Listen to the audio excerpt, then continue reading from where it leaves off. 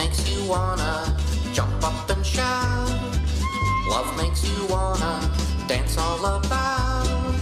Love makes you wanna forget about everything. Love makes the world go round. Love makes you wanna get the world to sing along. Love makes the world go round. Love makes the world go round.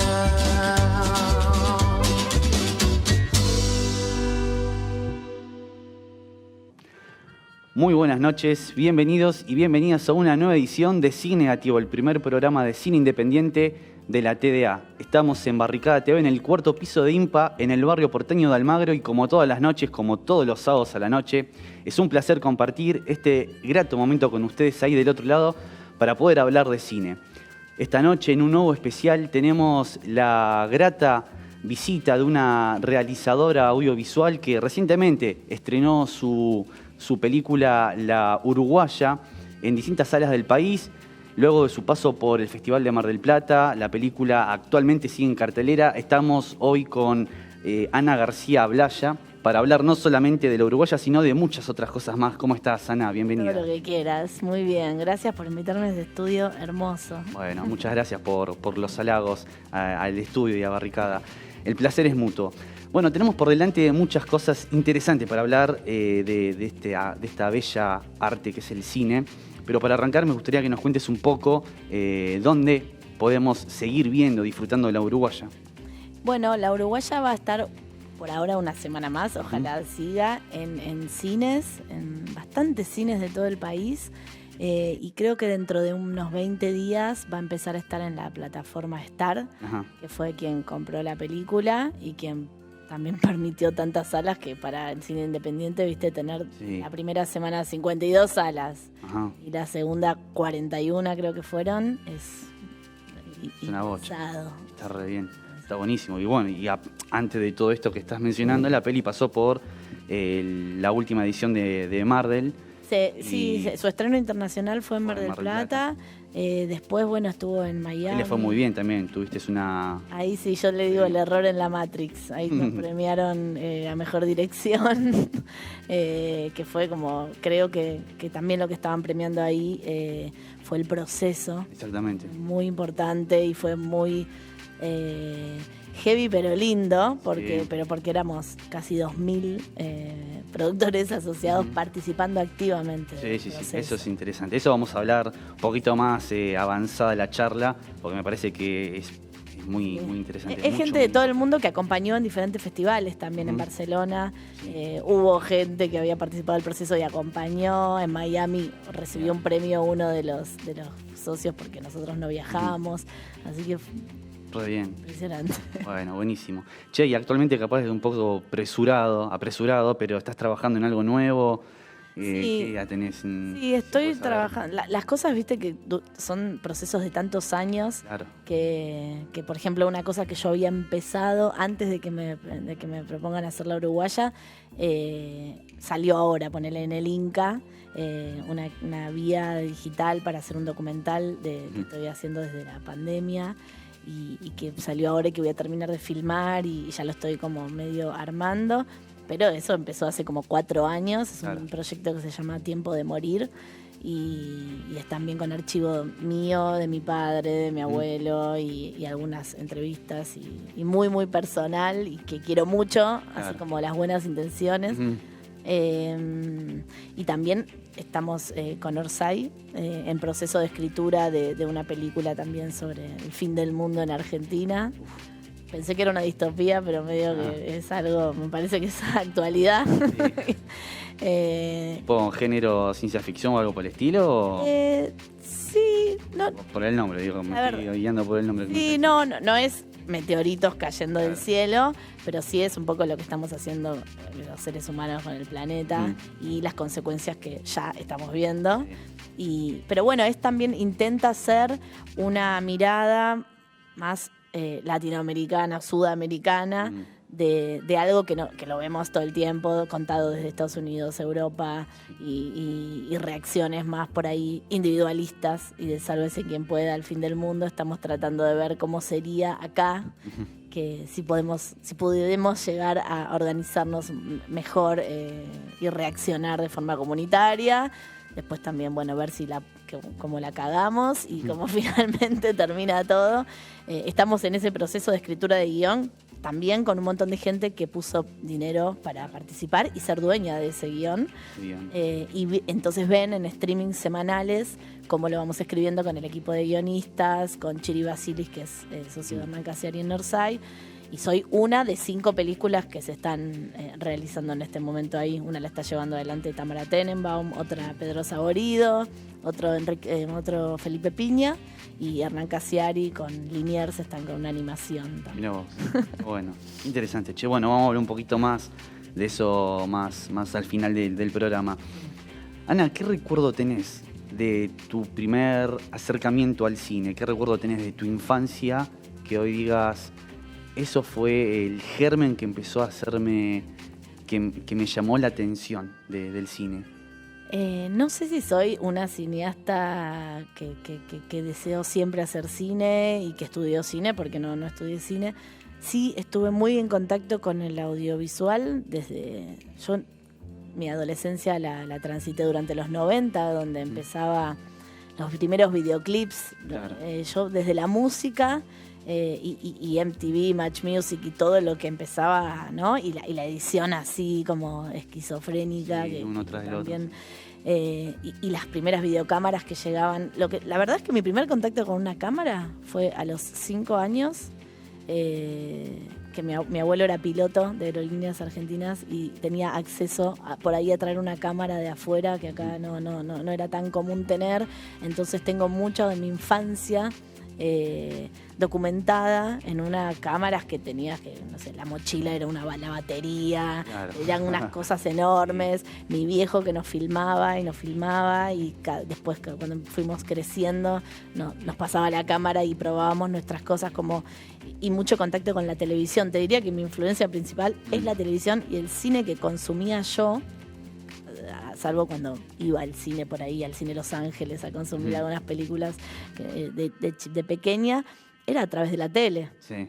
O sea, era función privada, Sí, o eran los sábados de Superacción, o era, no sé, La Novicia Rebelde, que la daban en 2 miércoles diferentes, en no me acuerdo qué canal, y mucho VHS, mucho videoclub. Consumía mucho así, digamos, no es que tenían padres, madres cinéfilos que nos... No, sí. Pero era a través de ese tipo de... Y VHS, porque me parece que esa es como la época de los 90, o sea, ¿quién no VHS armó un proyecto, un fin de semana, un plan de fin de semana yendo al videoclub?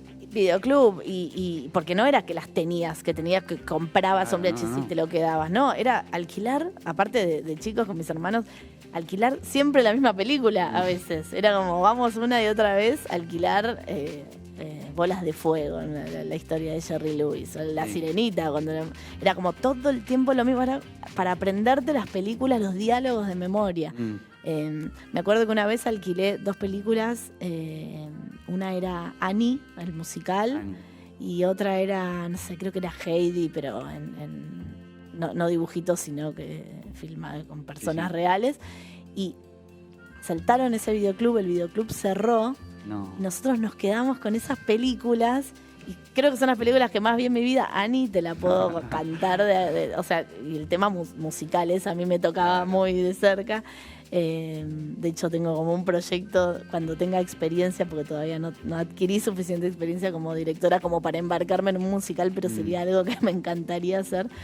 Pero bueno, tener esas películas, o cuando empezaron las primeras colecciones de Página 12, mi viejo creo que una vez compró La única que compró fue Tiempos Modernos de Chaplin y también es otra peli que me sé de memoria, como las pocas pelis que teníamos por diferentes circunstancias o cuando se empezó a poder grabar de la tele en VHS. También teníamos como, mi viejo nos hacía como una curaduría de la televisión cuando vivíamos en Paraguay porque tenía miedo que tuviéramos un bache televisivo. Entonces nos mandaba programas grabados y eran películas, porque eran programas que veíamos una y otra vez, uno atrás del otro. Los primeros capítulos de Los Simpsons en los 90, no sé, programas como La Cueva de música, las primeras emisiones de la TV Ataca, bueno, cosas que pasaban, Magazine for Five, viste, como cosas interesantes que pasaban, que ahora lo veo todavía ese VHS, y Magazine for Five estaba dirigido por Lucrecia Martel. Entonces, como de repente, esa curaduría que mi viejo nos hacía era la influencia que más recibí, digamos, audiovisual. Claro. Loco, qué flash, qué bueno.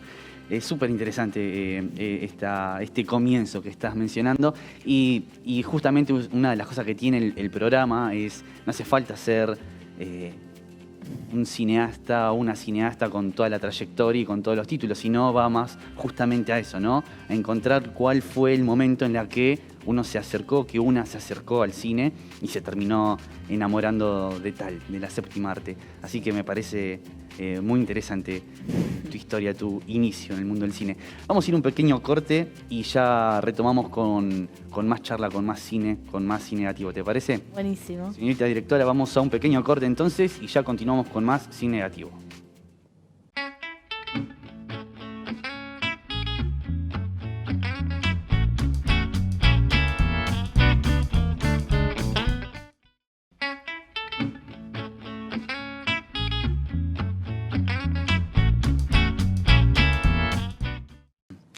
Muy bien, y continuamos con más cine negativo. Ana, recién hacíamos un pequeño recorrido, un pequeño viaje por el tiempo al pasado, recordando tus inicios en el mundo del cine, esos acercamientos. Hablemos ahora un poco también, seguimos en el pasado, pero un pasado un poco más cercano a este presente que estamos viviendo. Contanos un poco cómo fue, cómo nace Las Buenas Intenciones, una película que creo que a todos y a todas que vimos esa película es imposible en algún momento no haberse sentido identificado o no haber atravesado por distintas cuestiones que atraviesan los personajes de la película. O a menos a mí me pasó eso. Contanos un poco cómo nace. Bueno, el proyecto de la peli nace con una muerte. Nace con la muerte de mi papá. Esa es la película. El guión había nacido 7 años atrás, o sea, ya hace como 12, 13 años, en un taller de guión. A mí lo que me gustaba era escribir. Yo estudié comunicación porque quería escribir, no sabía bien dónde meter comunicación, quería escribir, también quería ser periodista deportivo y mi viejo me dijo, anda a la facultad a hacer comunicación y después ves. Entonces me metí ahí y cuando se me acabaron los talleres de escritura y del 3, que era ya que tenía que ver con el audiovisual, y ya había dado como las materias que más me interesaban y tenía que empezar a elegir una orientación, si publicidad, si educación, si periodismo. Dejé y me metí en un taller de guión. Dije, bueno, voy a escribir, no sé cómo, pero hay algo del formato del cine que me parecía atractivo, menos pretencioso en cuanto a la forma de escritura, claro, no era una cosa tan... Y que había 2 reglas que me encantaban, que era, se escribe en un guión lo que se escucha y lo que se ve. Acciones. Entonces, claro, no tenés que estar diciendo y describiendo y ser, viste, como muy... literario, qué sé yo. Decía, bueno, vamos a empezar por acá y fui a un taller que lo daba Pablo Solars en ese momento, que es un gran guionista y gran director, y era amigo de mi viejo también. Y bueno, él dijo, bueno, acá nadie trae un proyecto de afuera, vamos a todos a empezar uno acá. Y dijo, cierren los ojos, vamos a empezar con un ejercicio. Dijo, cierren los ojos, imagínense el 3, 2, 1 de las películas viejas. Y empiezan a ver, a ver y empiecen a escribir lo que ven, cuál es la primera imagen que les viene a la cabeza y descríbanla, indaguen en esa imagen, agrándenla, pero siempre describiendo lo que ven, nada más. Y yo vi un ojo de una nena con una lagaña pegada que se abría con dificultad y esa nena estaba en un colchón en el piso, en un living, al lado de un sillón donde dormían sus 2 hermanos y un living todo desordenado, con restos de puchos, de birra, de marihuana en la mesa, de pizza, qué sé yo. Y empecé a indagar, esa es la primera escena de Las Buenas Intenciones. Entonces no pude parar. Después de ahí yo no sabía ni a dónde estaba yendo, pero en 3 meses estaba llegando a donde quería llegar, que era tal vez uno de los momentos más difíciles de mi vida, que era el momento donde le tuve que decir a mi viejo que en vez de quedarme con él a vivir en Buenos Aires, me iba a ir a Paraguay con mi mamá y mis hermanos. Entonces ahí entendí por qué pero por qué había empezado en esa escena, por qué no había contado directamente eso, por qué no estaba en esa escena. No, quería explicar, se ve, todo ese mundo que se vivía en esos fines de semana de por medio que pasábamos con mi viejo, que no era demasiado tiempo porque mi vieja pasaba casi 2 semanas enteras y un fin de semana de por medio nos tocaba con mi viejo, tal vez una semana más, pero tal vez un día más en el medio, pero digo, estaba queriendo escribir un pequeño momento en nuestra vida. En 3 meses tuve una versión que no se tocó, de hecho, para la película. Es un guión que leyó mi papá, lo llegó a leer, me dijo, un poco exagerado, ¿no? Me dice, bueno, después lo leyó mi vieja también, y que no me dijo nada en ese momento, me lo devolvió casi sin decirme nada, la entiendo.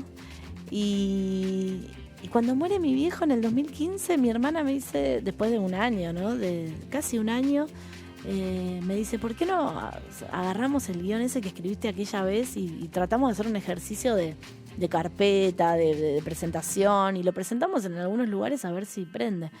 Porque yo ya había entregado ese guión a varios directores amigos para ver si les interesaba hacerla, si querían un guión para filmar, y todos me decían, infilmable.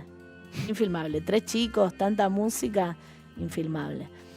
Entonces, bueno, lo volví a guardar en un cajón, y cuando pasa esto, que lo presentamos por primera vez la carpeta en el Inca, me llama un día mi hermana horrorizada y me dice, ganamos, me dice, el concurso de ópera prima, y yo le digo, ¿qué? Me dice, tenemos un problemón, me dice, le digo, ¿qué? Me dice que hay que entregar una película en 18 meses. Y yo digo, bueno, ¿y quién la va a hacer? Y me dice, vos me vas a hacer. Y bueno, y ahí empezamos con Juana, mi hermana, y Joaquín, mi compañero, que nunca habían hecho una ópera prima, trabajaban en el medio audiovisual, claro, pero nunca habían hecho una película, era ópera prima para ellos también. Y bueno, ahí empezamos, ahí empezó todo el viaje, que parece larguísimo, pero en realidad 18 meses es muy poco. Porque claro, si yo hubiese planeado filmar esa peli, en realidad hay que sumarle todos los años anteriores desde que lo escribí hasta donde intenté mostrárselo a productores, a directores, y no aprendía. ¿Y cómo fue esa transición de pasar a simplemente tenerlo en la cabeza, de escribirlo, hasta encontrarte dirigiendo la película con un equipo de técnicos y técnicas? Bueno, yo había trabajado en publicidad. No reniego de la publicidad porque me dio mucho set. El cine te da mucho cine, conoces mucho de cine, pero no te da tanto set. Salvo que seas, no sé, Fabio, que filmaste un montón de películas. Pero en el cine, los directores y directoras estamos solamente en nuestras películas, como directores, cuando filmamos nuestras películas, que cuestan un montón de tiempo. Entonces la publicidad lo que me dio en esos, no sé, 6 años, 5 años que habré trabajado en publicidad, mucho set, mucho conocimiento del funcionamiento de un set, siempre desde un lugar de o meritoria, o asistente, o segunda asistente, claro. Y conocí un montón de gente también que quise mucho y que de primera, que había hecho muchos largometrajes, además de hacer publicidad, y que cuando tuve que elegir un equipo, ya sabía, ya eran mis amigos, Claro. amigas, Ujú. y además eran los mejores para mí en ese momento, eran los mejores para hacer esa película, porque habían conocido a mi viejo, porque son destacados en sus áreas y porque me querían, Ujú. era importante. Fundamental. Claro. Y Un equipo sí. de cómplices. Si un equipo podríamos no decir. te quiere, estás en problemas. O si por lo Totalmente. menos no le simpatiza o no encuentra una razón propia, tal vez, para para participar de ese viaje que es hacer una película, y no estás con el aliado acertado, por más que sea el más destacado en su área, ¿no? Yo tenía las dos cosas. Muchos eran muy destacados, o los más destacados para mí en su área, y además querían estar, querían apoyar ese viaje que sabían que lo estaba emprendiendo una persona muy nueva en un rol que encabezaba, ¿no? Porque yo siempre estuve en un montón de lugares, pero nunca en un lugar de poder, nunca. Y aparte fue muy mágico y muy, te diría, horizontal, lo más horizontal que se pudo. Porque hay que tomar una decisión y la directora la tomaba, pero también me di cuenta y aprendí de mis compañeras, y siempre lo digo sobre todo de la directora de arte Marlene Liebendag, aprendí a ejercer con amor ese lugar. Ese rol. Escuchando y entendiendo lo que quería y dándome tiempo, porque filmar es todo medio rápido, nunca hay tiempo, no hay plata para horas extras y todo. Entonces, de repente, bueno, pude entender lo que estaba haciendo, lo que quería, pude pedir una más, porque también pensaba como productora. Decía, no hay plata para horas extras, tenemos que ya ir al otro lado a filmar, no podemos quedarnos en esta locación mucho más. Y ella me decía, pará, si la necesitas, pedila. Y aprendí muchísimo de Marlene, de la directora de fotografía de Soledad Rodríguez, hasta de todas, de la vestuarista, de Flavia, como todas venían y me decían, pero esto es mucha cabeza de equipo mujer, ¿no? y que no fue. Después me dijeron, ay, armaste un equipo de feminista, ¿cómo a propósito? Yo no pensé en eso en ese momento, pero me parecían que las personas más adecuadas eran ellas, las más adecuadas para este proyecto, y dio la casualidad de que eran mujeres. No lo hice adrede. Después, me parece bien hacerlo adrede, políticamente hay que hacerlo, Sí, obvio. pero salió. Y también, y en la totalidad del equipo también había un 70%. En las cabezas de equipo tenía un 90% de mujeres y en la totalidad un 70%. Y también con varones muy respetuosos de esas jefas mujeres. Yo eso no lo había vivido en la publicidad, Qué bueno. ¿no? Entonces de repente como vi una cosa en el proceso de hacer la película que me enamoró, donde me pude sumergir desprejuiciada del resultado final. Y después me di cuenta de que cuando haces y te metes casi como una constelación familiar, hice con esta gente, con los actores, con las actrices, con el equipo y con la historia que estaba contando, planteando. Es como cuando planteas una historia en una constelación familiar. No sé si hiciste, yo una vez fui, presencié, y es como que traes un tema y la gente ocupa roles. Bueno, de repente estábamos haciendo eso sin pensar en el resultado final, y después el resultado final resultó eso. Fue el resultado de un proceso amoroso y con mucha concentración y respeto. Entonces, yo pensé que eso no es que pasa siempre así. No sé, me pasó eso, pero también hubo un movimiento que siento que hice, y que como directora lo mejor que tengo es saber rodearme. Es como la única virtud que debo tener. Y me rodeé de gente que entendió eso y hasta el final, que después no es que técnicos que después no les importaba, y venían y podíamos compartir el corte y podían opinar sobre si es bueno o malo poner tanto archivo, y de repente me sentí acompañada de mucha gente, de los editores que pasaron porque tuve 2 editores, una editora Rosario primero, que después es la editora de Paula Hernández, que es una genia, que tiene mucho trabajo, y que la decisión del archivo hizo como vino después la encaré con otro editor que se llama Joaquín Elizalde, y que es como, además es un director, es un músico, y es como lo que necesito para que las pelis tengan eso, ritmo y un tono que a mí me representa mucho y que él sabe interpretar muy bien.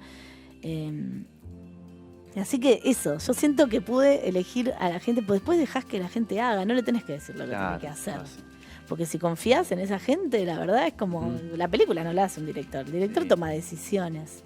Totalmente. Y si la gente de la que te rodeas tiene la creatividad que vos respetás, bueno, eso es dirigir.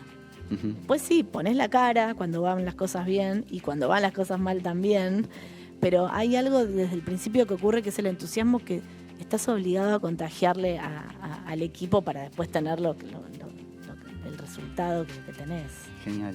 Ana, tal vez ya para cerrar este bloque, pero dar pie al último bloque de la noche,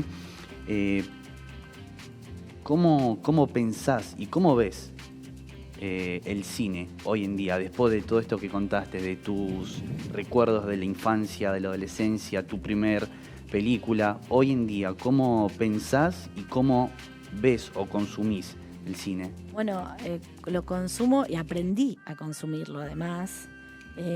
Con compañeras directoras, a mí me sucedió que de repente en el Malva coincidí con otras películas de directoras mujeres, una de ellas Amparo Aguilar, directora de Mala Madre y de La Tara, que se estrenó hace poco, que se dio cuenta que el Malva, sin darse cuenta, estaba haciendo como un ciclo feminista de directoras mujeres. Sí.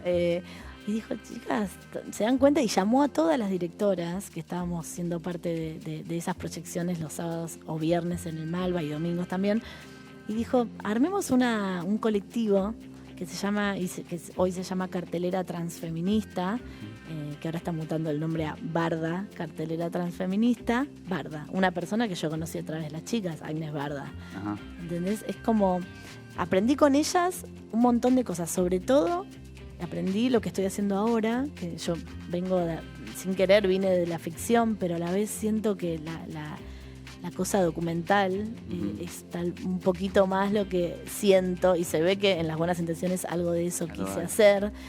Y me enseñaron un montón de cosas y me mostraron un montón de directoras que yo desconocía, y que muchas de ellas también que habían estudiado cine y decían, y compartíamos y decían, ¿cómo no conocíamos a él? ¿Cómo las escuelas de cine no ponen, no sé, a estas directoras, ¿no? Entonces las veíamos y reflexionábamos, y yo era una máquina de absorber y de aprender de ellas, de mis compañeras directoras, mujeres, es de quienes estoy aprendiendo a consumir y a hacer cine. Entonces, sigo aprendiendo, sigo en la escuela de cine. Cada película que haces es una ópera prima para mí, porque no es que haces 2 veces la misma peli y ya tenés experiencia. Claro. No, cada peli es una ópera prima. Cada peli que no vi es un estreno para mí también. Y ellas, viste, iban tirando. Yo vi esto y yo vi lo otro, y lo que hiciste se parece a esto, y de repente descubrí un mundo que totalmente desconocido para mí. Y se lo debo a mis compañeras contemporáneas, directoras, también directores, pero directoras sobre todo, que no solo me muestran, sino que acompañan los procesos, nos acompañamos entre nosotras con nuestros proyectos, en esa soledad que suele tener el director o directora cuando escribe y después filma o piensa una peli, ya no es más en soledad, no tiene por qué ser en soledad. Así que no hay ningún genio que tenga, o genia que tenga la verdad de lo que tiene que hacer. Está buenísimo rebotar tus ideas en otras cabezas. Entonces yo siento que, y es un proceso también, y que las películas son pequeñas cosas que se desprenden de esta experiencia de verdad colectiva, que es reflexionar sobre nosotros mismos, sobre las relaciones. Me parece que eso es lo que estoy ganando. Las películas, bueno, son algo de lo que puedo compartir mío con no sé, con gente que quiere ir al cine, por suerte.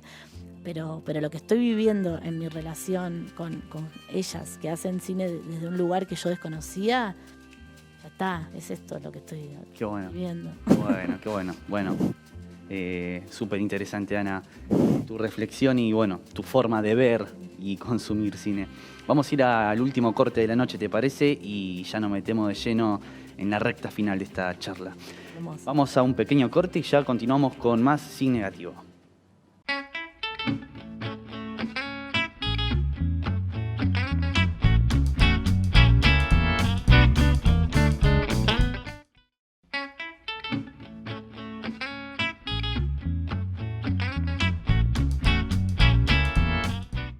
y continuamos con más Cine Negativo. Ya nos metemos en la recta final, Ana, de esta bellísima charla de cine.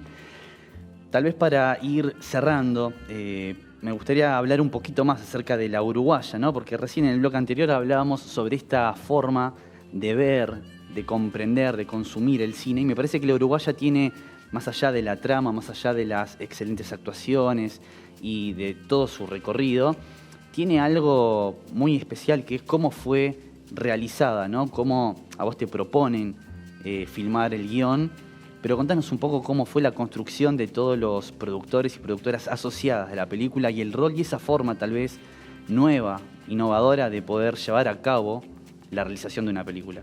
Sí, bueno, a mí me llega el proyecto, yo pertenecía a la comunidad Orsay, que es quien financió el proyecto, cuando proponen hacer una colecta, digamos, un crowdfunding, no le dicen así, pero como una venta de bonos. Orsay vende 6.000 bonos de $100 para juntar, y se propone juntar 600.000 porque habían averiguado que eso más o menos era lo que salía a hacer una película, un costo medio de una película. Claro. Bueno, vamos a juntar esta plata, le propone a su comunidad, de la que yo era parte porque compraba las revistas, y vamos a hacer una película. Con esta plata, ni $1 más ni $1 menos. En el medio de la pandemia, yo dije, están locos. Sí. Se piensan que se juntan así $600.000. Para mí me parecía una locura. No voy a participar de esto, esta estafa, dije. Claro. No van a juntar. Yo pensaba, ¿cómo van a hacer para devolver cuando no lleguen a los que ya les mandaron la guita? ¿Cómo van a...? Bueno, no, la juntaron a la plata en tiempo bastante récord. Y porque también la promesa que tenía Hernán para con la gente que pusiera la guita es que iban a participar activamente del proyecto. Uh-huh. Iban a poder votar el casting, por ejemplo, que iban a poder ir de extras en algunas escenas, que iban a viajar a los festivales. Yo decía, es un delirio lo que está diciendo este hombre. No sabe lo que está diciendo, no sabe lo que es hacer una película, lo que lleva. A ver, aparte prometía, él lo decía esto en diciembre del 2020, y él prometía para diciembre del 2021 tener una película, un corte ya terminado. Y entonces, bueno, yo estaba así, me había juntado, después de un año sin ver a mi hermana que vive en Mar del Plata, me había juntado con ella a pasar diciembre, y nos estábamos justamente en un desayuno riendo de esto. Salimos como a la playa y me suena el teléfono. Me habla Chiri, que es el socio y amigo de Hernán Casiari, y me hace esta propuesta de dirigir la película. Me dice, ¿vos sabés que estamos con un proyecto? Sí, sé, le digo. Qué bueno, le digo, buenísimo, muy espectacular. Primero no entendí que me estaba ofreciendo dirigirla, pensé que me estaba ofreciendo participar del equipo de guionistas, porque también se armó como un equipo. Y me dice, no, es para que la dirijas. Le vi las buenas intenciones, me dice, y bueno, nos guiamos mucho por los impulsos nosotros, y vimos que sos de la comunidad Orsay, que entendés más o menos de qué es lo que hacemos y cómo nos movemos. Y bueno, yo automáticamente le dije que sí. Después me lo pensé. Después dije, ¿me bajo o no me bajo? Ahí hablé con mis compañeras, me decían, no, hay que ocupar los espacios, qué sé yo. Bueno, me animé y dije sí, por supuesto, con mi compañero Joaquín, que vino de productor, que enseguida se los presenté y engancharon a la perfección, y que me acompañó en las buenas intenciones, como que también sola no iba a ir a ningún lado, no me animaba. Y bueno, lo que sucedió fue que me dijeron, mirá, tienen este presupuesto, ejecútenlo en su totalidad, acá no hay ganancias, o sea, ejecútenlo, que la gente cobre, que la peli se haga, que no sobre plata, que se gaste toda. Y bueno, o sea, pero tienen que socializar, todo el tiempo comunicar lo que están haciendo, a través de Zooms, de streamings, de podcasts, claro, de todo. O sea, era como hacer una peli ya lleva una energía enorme de tu vida, y comunicar cómo la haces requiere un poquito más. Claro. Algo así Estábamos como un segundo rodaje sería prácticamente. porque Sí, bueno, porque además las reuniones duraban más, porque en las reuniones no es que hablabas ya con los jefes de departamento, ya sabían más o menos, tenías que explicarle a la comunidad que se conectaba a un Zoom donde de repente nos reuníamos y éramos 500 personas, de repente 700, de repente menos, pero el que podía, cuando nos juntábamos, se mandaba un link a un grupo de Telegram y de repente entraban 500 personas al Zoom. A una reunión de arte, por ejemplo, Claro. o de locaciones. No es que hablaban, ellos miraban y chateaban, Claro. pero de repente se armó como que ese grupo era un músculo productivo, una red de contactos. Ujú. Cuando necesitábamos algo, se comentaba en la reunión que necesitamos, de repente yo tengo no sé qué, yo conozco a no sé quién, tengo un departamento de esas características, pueden filmar acá, como de repente... Claro. Tanta gente quería participar que hubo que ordenarlo, hubo que hacer como unos drives, unos formularios para que la gente pudiera anotar en qué podía colaborar, qué tenía, qué comentar, proponer. Y había a Nachito, que era quien él ordenaba y nos traía después lo que habían dicho, porque también era una locura estar atentos al chat, estar en la reunión, era bastante... Pero bueno, sí, pasó eso. Trajeron sus autos para filmar las escenas de acción, participaron como extras en casi todas las escenas. Había como que decirles no sonrían tanto, bajen un poquito, Claro. porque estaban felices, muy buena onda, ofrecían todo, la verdad. Es como... y bueno, Se hizo la peli. sí fue. Y además, ahora son 2.000 agentes de prensa que llevan gente al cine Claro. y que Increíble. promocionan la peli, que están por el mundo y van y nos representan en festivales que no podemos ir. La verdad es que al final resultó contenedor Ujú. tener tanta gente tirando para tu lado, porque además entendían, vieron los problemas que había, entendían, ayudaban, se daban cuenta cuando estábamos como pasados. Yo lo sentí como incluso cuando no estaban de acuerdo, porque votaban, a veces votaban y se respetaba lo que ellos votaban, y a veces se decía, che, queremos saber qué opinan, pero no es que se va a respetar lo que ustedes, por ejemplo, ¿quieren ir con protagonistas famosos o no? Ujú. Y ganó famosos. Pero yo también ahí pude hacer mi descargo y decir, miren, yo no sé si voy a poder con famosos. Yo, con menos experiencia. Por ahí un actor que tiene una agenda determinada, no puede ensayar, no se le puede, dar demasiada indicación. Claro. Como yo no sé si voy a poder manejar con mi experiencia y lo entendió la comunidad. Como que llegamos a un consenso donde, ok, vamos con desconocidos. Y ahí el casting sí se votó y yo tuve que respetar lo que votaron. Y votaron lo que yo quería. Ujú. Que también me iban escuchando de a Obvio. poquito. Pero votaron Obvio. no por mucha diferencia, pero ganó la pareja que yo quería. Bien. Buenísimo. Ana, hay algo ya para cerrar el tema de la uruguaya. Algo que me parece que está muy bueno, que bueno, la peli está basada en la novela de Pedro Mairal. Y tal vez la novela, confieso que yo no la leí, no hice tiempo de leerla, pero sí leí muchas críticas y de hecho hablé con un compañero de acá, Juan, que ahora está de viaje, que sí la leyó. Y encontramos que la novela tiene tal vez un punto de vista, una mirada más desde el varón. Y en la película eso cambió un poco, algo que me parece sumamente acertado. Contanos un poco cómo es eso, el trabajo de la voz en off que encontramos en la película, en donde la voz de la mujer toma un rol y un protagonismo totalmente distinto al de la novela. Sí, el guión tenía... no dejamos de contar a un varón, ¿no? Como Claro. siendo que está bueno también que una mujer cuente a un varón. De hecho, en Las Buenas Intenciones un poco lo hice también.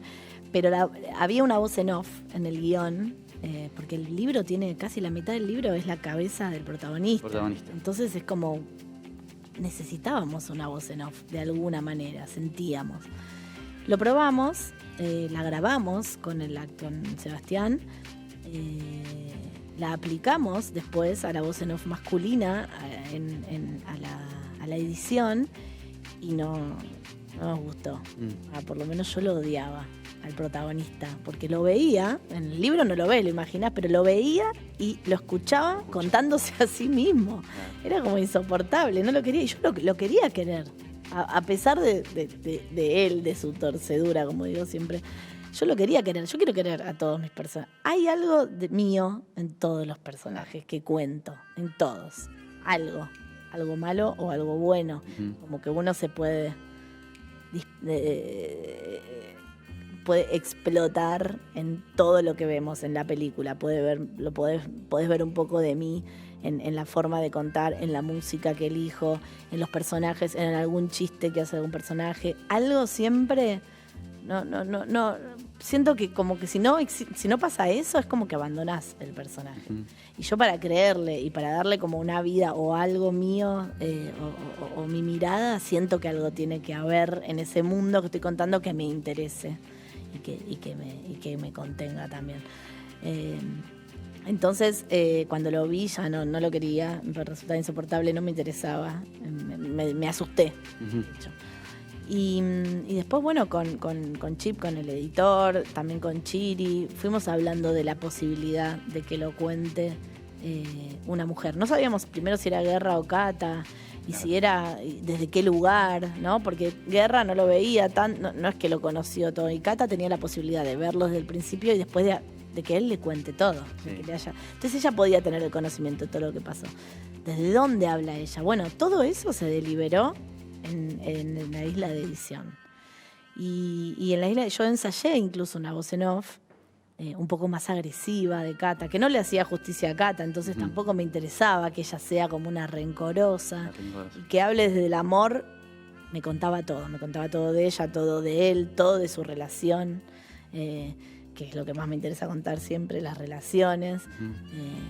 Que son muy complejas, que no son de una manera u otra, son complejas y por épocas. Y de repente, bueno, ensayamos una voz más amorosa, ensayamos de dónde venía, entonces había un montón de cosas que, bueno, viene de un mail, no filmamos esa escena. Entonces fuimos a mi casa, llamamos a Jazmín, la pusimos con una computadora, como todo también, mucho de todo esto que estamos viendo de él y su tormento, no lo tenía filmado. Eso es la productora. Entonces es como, se salió a filmar para poder contar mejor lo que queríamos contar, que yo eso es lo que digo siempre, en la edición, en la isla de edición con mi compañero Chip, arreglo las cagadas que me mando en rodaje. Y es así, y siempre pasa. Porque nunca, ni el libro es lo que fue el guión después, ni el guión está representado perfectamente en la película, ni lo que yo filmé es lo que finalmente edité. De hecho, para mí vale todo, bajo imágenes de YouTube para contar una historia, filmo con el teléfono. Si ayuda a contar mejor la historia. Ya la estética claramente no es un estilo mío. Dejo en manos de quienes saben, la directora de fotografía, la directora de arte, lo mejor que se pueda, y elijo de acuerdo también a mi estilo. No me voy a hacer la Wes Anderson yo, pero bueno, me parece que ahí encontramos algo que es lo que a mí me conmueve y es lo que sí que no transo, que es eso, las relaciones y la sutileza y la mirada amorosa a cosas que por ahí son antipáticas.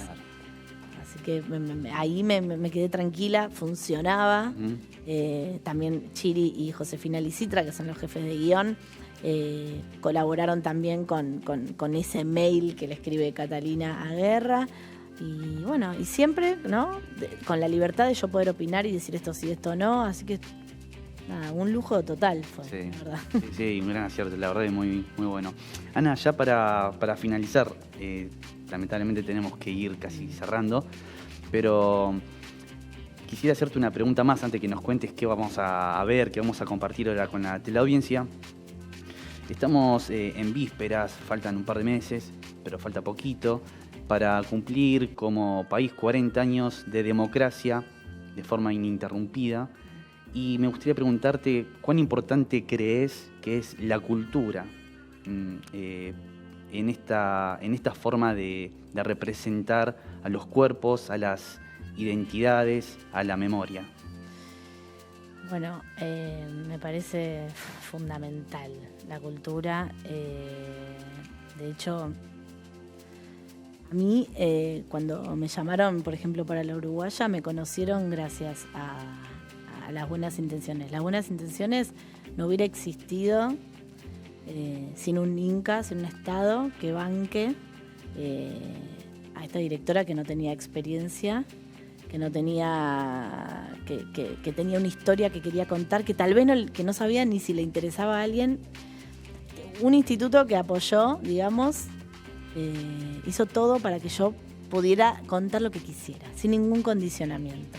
Esa libertad hizo que exista una película que hoy es parte del acervo cultural. Digo, esa película yo necesitaba verla cuando yo tenía 10 años, para verme representada y no sentirme tan sola, ¿no? Esta película hoy fue clasificada para mayores de 16. Es para menores de 16 esta película, para mí. Fue concebida para menores de 16. Que cada persona pueda encontrar en alguna película, se pueda ver, sentir representada, es muy importante. Es muy importante. A mí me pasó con una nena de 10 años que pensaba que solamente en su casa pasaban esas cosas. Y terminé enterándome muchos años después de que no, de que pasaba más y que no estaba mal yo. Hay un montón de gente que se siente mal consigo misma por no verse representada en ningún lado. Hay un montón de políticas que están tratando de torcer eso. Entonces me parece muy importante que pensemos lo importante de la cultura, que no es una pérdida de dinero ni nada, ni mucho menos, todo lo contrario. Aparte, el cine trae muchísimo trabajo, muchísimo trabajo. Es una industria muy importante. Y más allá de un capricho, de una historia que quiere contar un director o no. Y también cumple muchos sueños y también termina y nos representa afuera de una manera bestial, te diría. Se consume mucho de lo que se produce acá. Bueno, ese impulso del Estado para que podamos participar quienes no tenemos las mismas oportunidades o que no tienen las mismas oportunidades que quienes sí pueden hacer una película cada vez que quieran, es vital. O sea, en oportunidades en eso, en educación, en salud. Me parece muy importante que no nos olvidemos de que la libertad está buenísima cuando partimos del mismo lugar. Y de eso se encarga el Inca con los cineastas y otros, digamos, institutos también con la danza y con que podamos partir del mismo lugar y a partir de ahí, si quieren, hablemos de meritocracia, pero mientras no. Mientras hay que igualar. Buenísimo. Muy bueno, Ana. Cerramos, ¿te parece? Contanos qué vas a compartir con la audiencia, de qué se trata esta pieza tan interesante. Bueno, esta pieza que van a con paciencia ver en una pantalla seguramente, fue concebida para verse en un espacio. El espacio elegido es el muro del cementerio de la Chacarita y esto sucede una vez yo en el bar de Rodney, mirando, luego de la muerte de mi padre, unos meses después, mirando hacia ese muro, que antes tenía unos grafitis hermosos y hoy ya fueron tapados. Pensaba que mi viejo, que había grabado antes de morir su cuarto disco, lo había incluso mezclado, pero no había tenido la oportunidad de presentarlo, le digo a mi compañero, le digo, ¿por qué no lo presentamos al disco acá? Que lo presente él. Me mira así medio rara. Le digo, tiremos abajo, porque él se dedica a hacer mappings. Él de hecho participó del mapping del Bicentenario en el Cabildo en 2010 y tenía el conocimiento como para hacer eso. Yo le decía, ¿se podrá hacer que tiramos el muro? Y él me decía, sí. En 3D hacemos como que tiramos el muro de Chacarita y entramos a una especie de paisaje dalilesco donde está tu viejo con sus guitarras derretidas y micrófonos y cosas así. Y que lo presente él. Y dije, bueno, pensamos 3 piezas, creo que son 3 temas elegimos para presentarlos desde ahí. Y también armamos un coro con otro tema, y que bueno, eso ya no lo van a ver porque eso sucedió en el lugar. Ese día llovió muchísimo y no pudimos hacer una cobertura bien de lo que sucedió ese día, así que van a ver la pieza que se proyectó y van a ver algunos inserts de lo que pudo la gente bajo la lluvia con paraguas, había como 300 personas, pudo filmar con sus teléfonos y bueno, y sentir un poquito lo que pasó ese día ahí, que fue muy emocionante y donde mi viejo finalmente pudo presentar su cuarto disco de Sori, su banda. Así que bueno, entiendan que yo no había hecho nada, todavía no tenía experiencia, pero solamente quería llevar un poco de ese disco a la gente de la mano de mi viejo que está ahí en el cementerio de la Chacarita. Bueno, va a ser un placer compartir entonces esta pieza acá en Sin Negativo, en Barricada, con las y los espectadores. Así que bueno, muchísimas gracias, Ana, de verdad. Es el estreno internacional. Pero mira, genial. Entonces, buenísimo, ¿no? De verdad que me parece me pareció muy, no solamente atractivo por lo visual, sino, bueno, cuando me contaste esta historia, me parece que sí, no podía ser otra pieza. Así que, gracias por de verdad estrenarla. No, gracias a vos. Y gracias de verdad, Ana, en nombre de todos los compañeros y compañeras que hacemos Sin Negativo acá en Barricada TV, por tu visita, por este momento, por esta charla tan grata. Gracias a ustedes. Bueno, damas y caballeros, pónganse cómodas donde quiera que se encuentren. Vamos a disfrutar de esta interesante pieza audiovisual de la realizadora Ana García Blaya.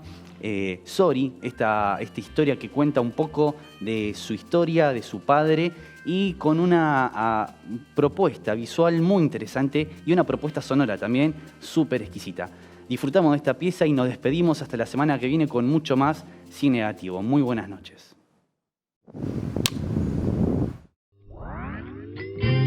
Hola, 1, 2, 3. Esto es Monstruo para todos ustedes. Sorry. Estoy a donde voy, no sé muy bien a quién recurrir. Vivo en la música que no tiene cuerpo. Bienvenido al tren, y perdone usted si no llega Buenos Aires en su horario.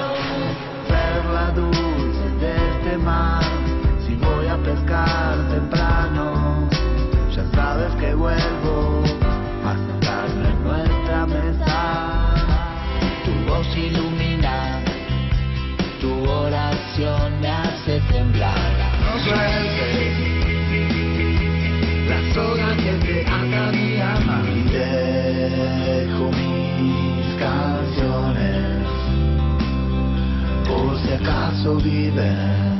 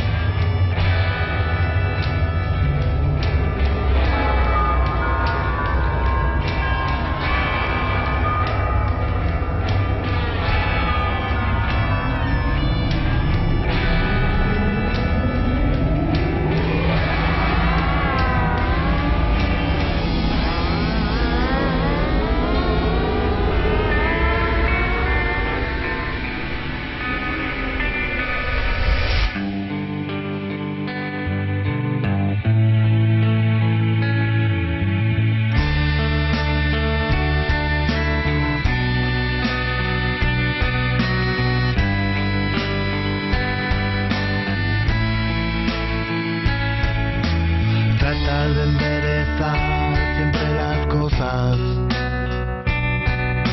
No hay nada quieto en su lugar, nada reposa. Tratas de eliminar a cada paso una sombra. No es que quiera que venga la noche, es que no se puede evitar. Y la vida, compañero, nunca es como uno piensa. Las cartas que necesito nunca vienen, nunca llegan. Y los sueños, compañero, se van y nunca regresan. Tantos años que pasaron y no hay lección como esta.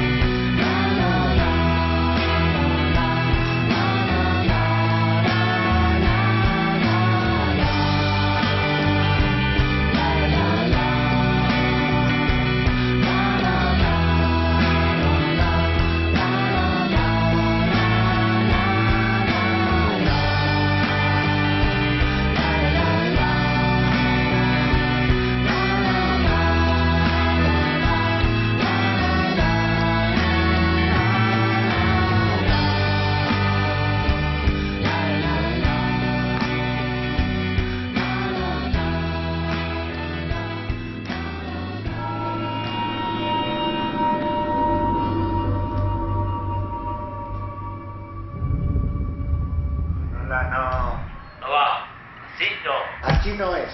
O sea, primero que nada, para cantar te tenés que saber la canción. Solo. Tendrías que tocarla con la guitarra en tu casa y practicarla, cantar ahí. Tendrías que hacer eso porque si no, nunca te vas a acordar la letra. Uno sabe las canciones cuando las canta solo.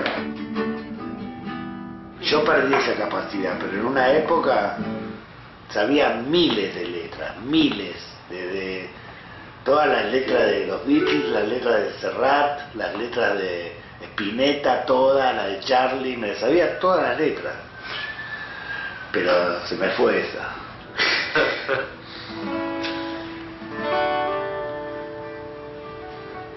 A ver, dale, empezá.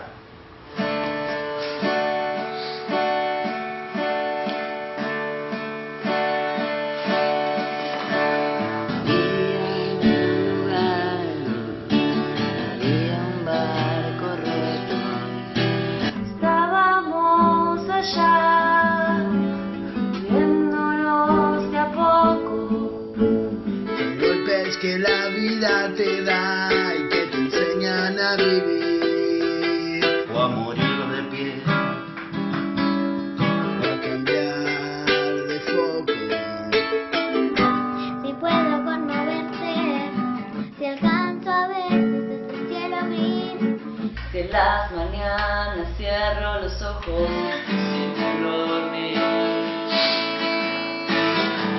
Entre las nubes estás vos y me decido a hablarte yo. Si no me animo a volver solo, ya siento amor.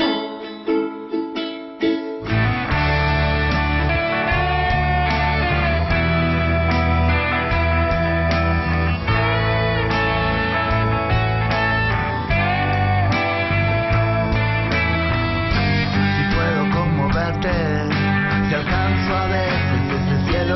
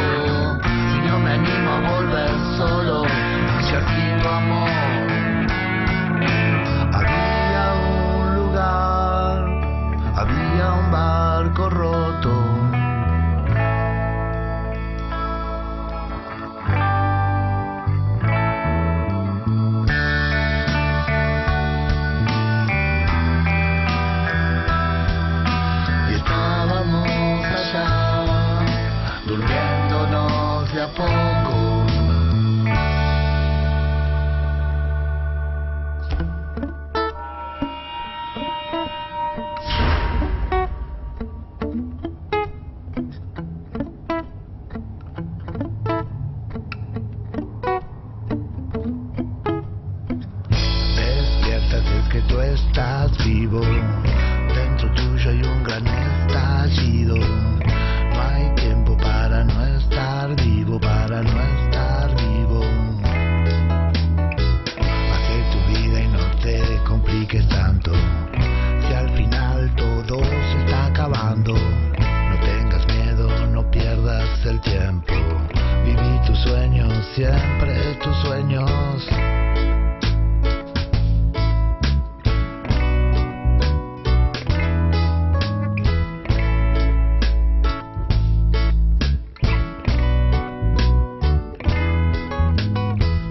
No hay tiempo para no estar vivo. Dentro tuyo hay un gran estallido. Se siente si es que tú estás vivo, si es que tú estás vivo. Abrí tu mente y busca el camino que te lleve a donde siempre has querido. Viví el presente y no te desalientes. Afuera todos los divagues de tu mente. Es hora de cambiar. No hay tiempo que esperar. La vida no espera, disfruta el momento.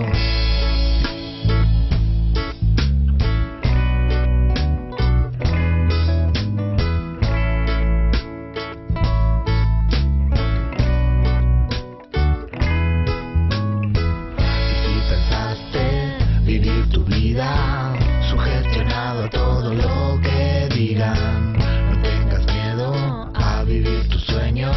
Esta es tu vida y sos el único dueño. De nada sirve vivir sintiendo pena por vos, esclavizado mentalmente en tu interior. Un sentimiento es lo que siento, un sentimiento puro es lo que siento. Es hora de cambiar, no hay tiempo que esperar. La vida no espera, disfruta el momento. Es hora de cambiar, no hay tiempo que esperar. La vida no espera, disfruta el momento.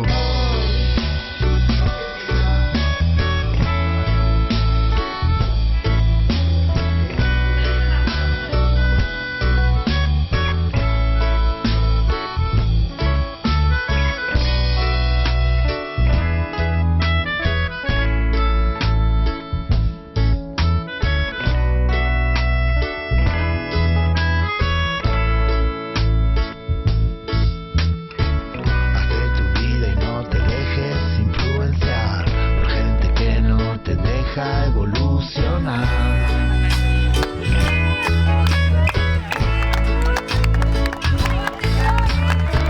Hazte tu vida y no te dejes influenciar por gente que no te deja evolucionar.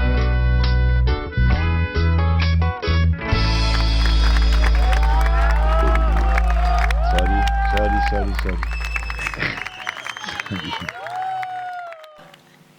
Necesito que agarres un power de un lugar que yo no alcanzo.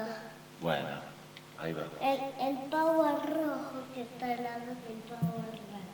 Te voy a ver.